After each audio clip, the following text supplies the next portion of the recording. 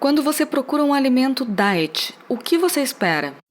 E se o produto for zero açúcar, por qual motivo você o compraria? Qual o objetivo de quem busca esse tipo de produto?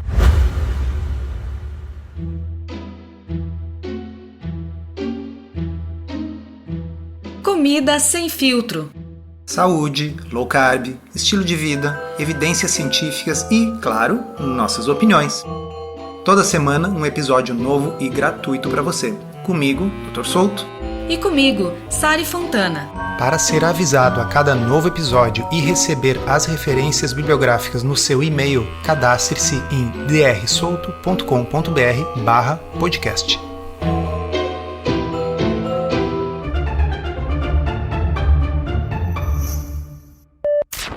A pergunta parece simples, mas se você parar para pensar, por que uma pessoa buscaria um produto sem açúcar? Qual o objetivo da maioria das pessoas que estão buscando esse tipo de produto?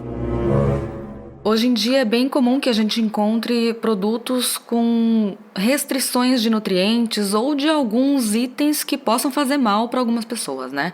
A gente vê tanto as alegações de sem glúten, sem lactose, sem falar em todos os avisos para os alérgicos. Então, se a gente pensar nos produtos sem glúten, né? Eles têm lá um aviso de que não contém glúten porque existe uma parcela da população que, se ingerir qualquer quantidade de glúten, vai passar muito mal, que são os celíacos. Pois é, e o mesmo se aplica a outros exemplos que você deu. Um produto sem lactose. Por que existe produto sem lactose?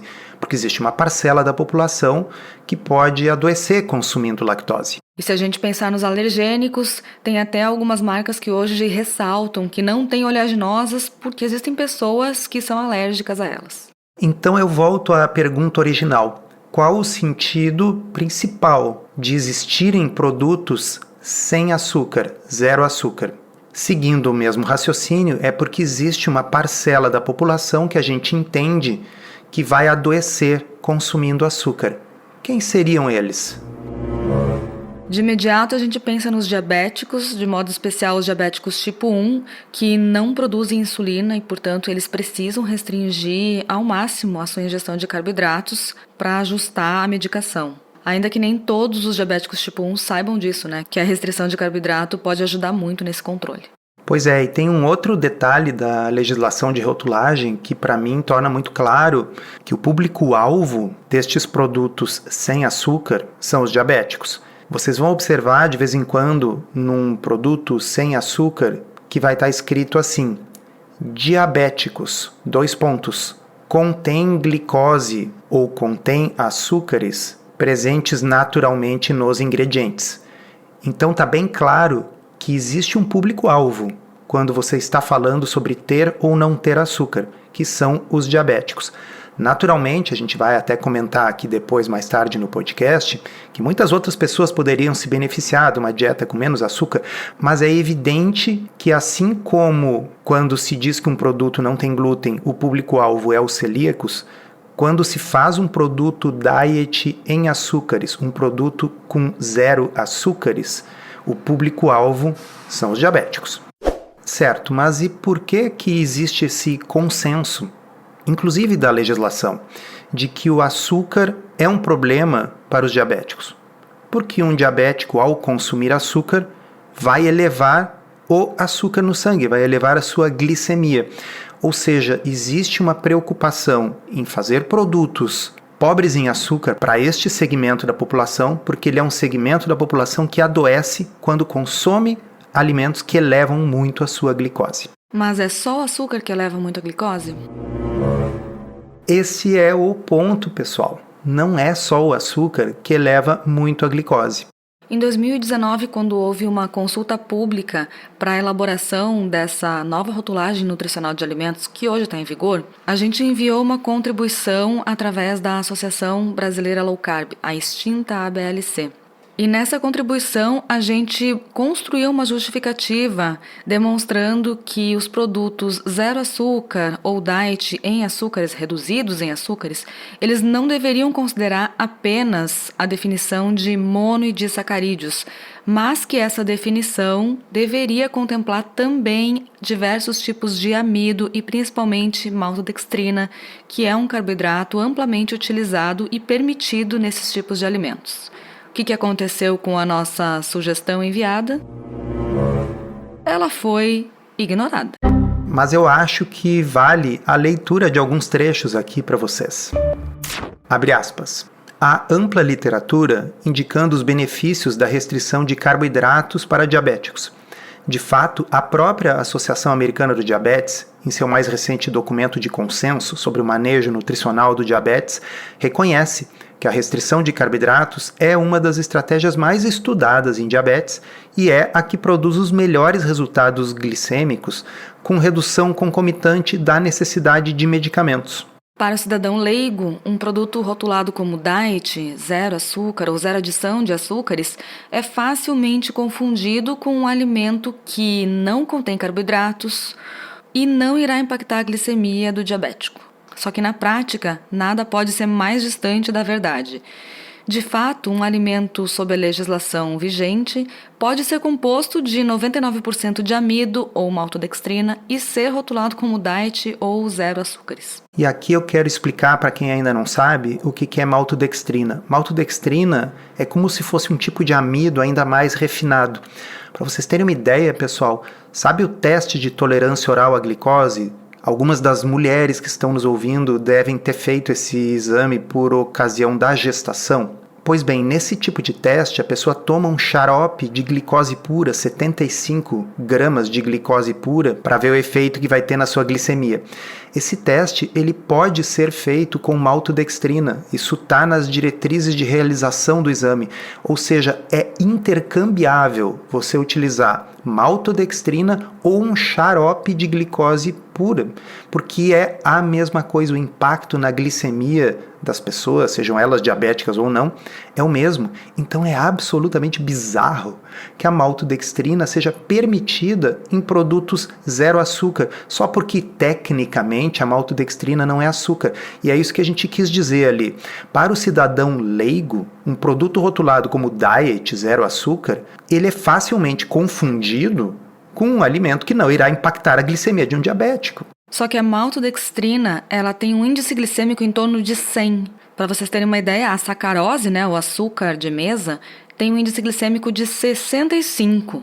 Isso significa que para um diabético é menos danoso comer açúcar puro do açucareiro do que algum produto diet, zero açúcar ou zero adição de açúcar, que seja cheio de maltodextrina. A gente continuou escrevendo nesse arrazoado para a Anvisa na época, para deixar claro, para o consumidor leigo, é autoevidente que um produto rotulado como diet, zero açúcar ou zero adição de açúcar, deveria ter mínimo impacto glicêmico. Entretanto, há incontáveis produtos no mercado com tais rotulagens, adoçantes culinários ou de forno e fogão, por exemplo, que são compostos por 98% a 99% de maltodextrina. Como esperar que o consumidor leigo saiba que está consumindo algo com um índice glicêmico de 100, ou seja, equivalente a um xarope de glicose puro, com esse tipo de permissividade da legislação de rotulagem? E isso não é só uma coisa da nossa cabeça, uma percepção individual. Quando a gente fez uma pesquisa no Instagram aqui, perguntando para as pessoas o que elas esperam quando elas procuram um produto diet ou zero açúcares, elas respondem que esperam que o produto tenha redução de carboidratos, redução de açúcares e também tenha menor impacto glicêmico. Isso aqui é claro que a gente está conversando com um público que tem um mínimo conhecimento sobre alimentação e interesse nesses aspectos. Mas é unânime que essas alegações elas passam a ideia de que o produto é de alguma forma benéfico para o consumidor. Por isso que no início aqui do podcast a gente fez esse questionamento. Se você está deixando claro que o produto não tem açúcar, é porque você está direcionando este produto para uma parcela da população para a qual o açúcar faz mal. Pois bem, para essa parcela da população, a maltodextrina também faz mal. Para essa parcela da população, o amido também faz mal. Me dá um desespero quando eu olho nas prateleiras dos supermercados essas sobremesas sem açúcar, que são feitas à base de amido. Aqueles famosos pudins, sabor caramelo, sabor baunilha, que você compra em pó e mistura para fazer em casa, bota na geladeira. Pois é, tem ali a sobremesa sem açúcar. Qual é o primeiro ingrediente daquela sobremesa? Amido de milho. Pessoal, amido de milho é 100% glicose. Se o problema é o impacto que vai ter nos diabéticos, é um absurdo que a legislação não olhe para esse aspecto. A alegação que importa para esse segmento da população é se o produto vai elevar muito a glicose no sangue do indivíduo ou não. Porque reduzir uma coisa que eleva a glicose, que é açúcar, e no seu lugar colocar outra que aumenta a glicose, que é o amido ou a maltodextrina, é enganar as pessoas no fundo. E aqui resta a dúvida, né? Será que essa legislação dessa forma, ela foi construída assim por falta de conhecimento? Ou será que existe um lobby forte das indústrias também aqui fazendo com que exista essa possibilidade? Isso não é uma exclusividade da legislação brasileira para rotulagem de alimentos. Eu acho que funciona assim no mundo inteiro. Pelo menos eu nunca ouvi falar de algum lugar do mundo que tenha alguma restrição de carboidratos para esse público específico. Como vocês sabem, eu gosto muito de podcast, mas o que eu gosto mesmo é de escrever. Tanto que eu lancei o meu livro em 2023, Uma Dieta Além da Moda, mas esse processo de escrever o livro fez com que eu tivesse que deixar o meu blog um pouco em segundo plano. E uma forma que eu encontrei de retomar a constância nas publicações do blog foi criar uma área de membros do blog Ciência Low Carb. A área de membros funciona num sistema de assinatura com recorrência mensal ou anual, e nesse espaço eu coloco conteúdo novo semanalmente sobre saúde, alimentação, estilo de vida, ciência, emagrecimento, sempre com um olhar crítico e trazendo o que tem de mais atual para vocês. E ali também eu concentro as minhas interações com os leitores. Então, muito obrigado a todos os assinantes que viabilizam a continuidade desse trabalho que eu tanto gosto de fazer e que me permitem dedicar parte do meu tempo de consultório para isso. Quem quiser saber mais, é só acessar drsolto.com.br, clicar em área de membros e lá no final da página vocês vão poder ver os títulos e a prévia de todas as postagens que já estão lá. É muito difícil a gente saber se é de propósito ou se é por ignorância. Existe um princípio engraçado que eu costumo citar, que chama-se navalha de Hanlon, que ele diz mais ou menos assim: nunca atribua à malícia aquilo que pode ser perfeitamente explicado pela estupidez. Então, sim, é possível que haja pessoas por trás dessas agências reguladoras que não saibam que o índice glicêmico da maltodextrina é 100, que não saibam que o índice glicêmico das farinhas refinadas é próximo de 100 ou 100. O problema é que em 2024 basta colocar no Google ou perguntar para o ChatGPT. Então eu acho que a possibilidade de ser apenas ignorância, ela está se tornando mais fraca perante o que você falou, Sari, que é a força do lobby. Porque realmente, se você sugerir que para os diabéticos é melhor consumir menos carboidratos, isso vai ter que gerar uma reformulação tão grande em determinados produtos que simplesmente a alternativa seria manter os produtos honestos do ponto de vista de rótulo. Então, ao invés de ter aquilo que a gente já falou aqui num outro episódio do podcast, que se chamava sem açúcar, puro amido, e o exemplo que a gente dava lá era um panetone zero açúcar. Pô, o troço é praticamente só carboidrato, só farinha refinada, mas é adoçado com adoçante. Isso é uma forma de enganar o consumidor dentro da lei. Mas se a exigência para diabéticos for que os produtos sejam pobres em carboidratos, que é o que precisa ser para a saúde desses indivíduos, bem, aí o panetone não tem motivo de mentir e vai ter uma lupa lá dizendo alto em carboidratos. Isso, na minha opinião, seria o ideal, o honesto e o adequado para a saúde dessa parcela da população que se beneficia da restrição de glicose na dieta e não apenas de açúcar neste formato. E lá no seu Substack, você tem mais um exemplo bem ilustrativo do que a gente está falando aqui, né, Sari? Sim, infelizmente não faltam exemplos desse tipo de produto que alega ser sem açúcar, mas tem um monte de amido e às vezes eles conseguem ser até piores nutricionalmente do que suas versões convencionais. Faz algumas semanas que eu postei um exemplo de um cookie que tem assim na frente do rótulo uma série de alegações. A primeira delas é 100 lupas de alto teor. Sabe essas lupas que agora estão na frente dos rótulos? Com alto em açúcares, alto em gorduras saturadas e alto em sódio? Então, esse aqui se orgulha de dizer que não tem nenhuma lupa de alto teor. Feito com grãos integrais, sem grãos refinados, livre de transgênicos, ingredientes não modificados geneticamente, que no caso deveria ser a mesma coisa que transgênicos, né? Então eles repetem a mesma alegação reescrevendo a frase. Plant-based, feito com ingredientes naturais, 7 grãos nobres, redução de 40% de plástico, mais vida.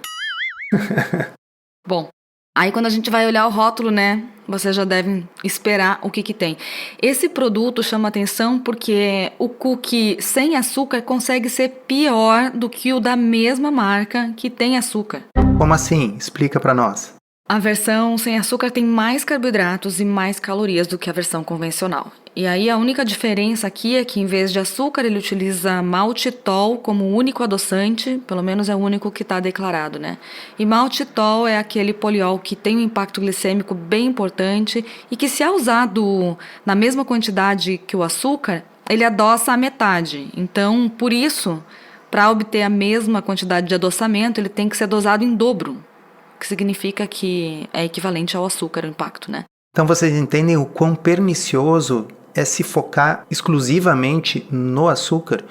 Porque, francamente, a não ser que o produto em questão seja uma bala feita só de açúcar, em praticamente todos os produtos adoçados com açúcar, a maior quantidade de glicose não estará na forma de açúcar, vai estar na forma do amido. Seja lá o amido de milho do pudim, seja a farinha dos cookies, ou dos pães, ou dos panetones. E aí você bota uma alegação frontal na embalagem de que é sem açúcar, e aí o diabético desavisado vai lá, compra e já come a mais, porque afinal, nossa, é tão gostoso e esse não vai me fazer mal, não tem açúcar. Eu acho muito pernicioso. Eu fico realmente indignado e isso é uma coisa que tem que mudar. Isso precisa mudar. Isso que você falou é bem importante, porque esses produtos que parecem ser mais saudáveis, eles autorizam as pessoas que estão tentando ser saudáveis a comer quantidades ainda maiores. Então, ele é duplamente problemático, né? Mas eu acho que a única coisa que pode ser feita nesse momento é isso que a gente está fazendo aqui. É vir nesse podcast toda semana, trazer as informações, deixar os links com as referências, as evidências e contar com a ajuda de vocês para, quem sabe, encaminhar esse episódio para fabricantes de alimentos e para consumidores que possam estar sendo enganados com frequência aí nos supermercados. E quem sabe, né, no futuro, em alguma nova consulta pública, as coisas possam mudar. Eu ainda acho que deveria haver, já que agora tem lupa para tudo, uma lupa de rico em carboidratos. Sonhar não custa nada. A gente tem um aviso sobre o podcurso Low Carb da Teoria Prática. Depois de mais de 4 anos no ar e centenas de alunos, a gente resolveu encerrar as inscrições. E o motivo é porque a gente hoje tem várias outras iniciativas em andamento também. Eu tenho o Guia do Supermercado, que é a minha coluna semanal no Viva Bem, do UOL, e também a minha newsletter Descobertas, no Substack. Eu tenho a área de membros do drsolto.com.br, na qual eu posto conteúdo novo semanalmente, além de um outro projeto que ainda está no início. E se você já é aluno e tem acesso permanente, fica tranquilo, vai continuar tudo lá. A gente só vai encerrar as inscrições nesse momento, porque são muitas iniciativas ao mesmo tempo e a gente entende que precisa focar em algumas delas. Se por acaso alguém ainda tiver interesse, ele vai ficar no ar até a metade de julho, em drsolto.com.br/podcurso. Encerramos assim esse episódio do Comida Sem Filtro, que foi idealizado, roteirizado e produzido por nós. Se você gostou, divulgue para os seus amigos e inscreva-se na sua plataforma preferida para não perder nenhum episódio. As informações contidas neste podcast são apenas para fins informativos e podem não ser apropriadas ou aplicáveis às suas circunstâncias individuais. Este podcast não fornece aconselhamento médico ou profissional e não substitui a consulta com um médico ou nutricionista. Não use este podcast para diagnóstico ou tratamento médico. Qualquer sugestão é apenas uma recomendação geral, que não é específica para qualquer pessoa ou doença em particular.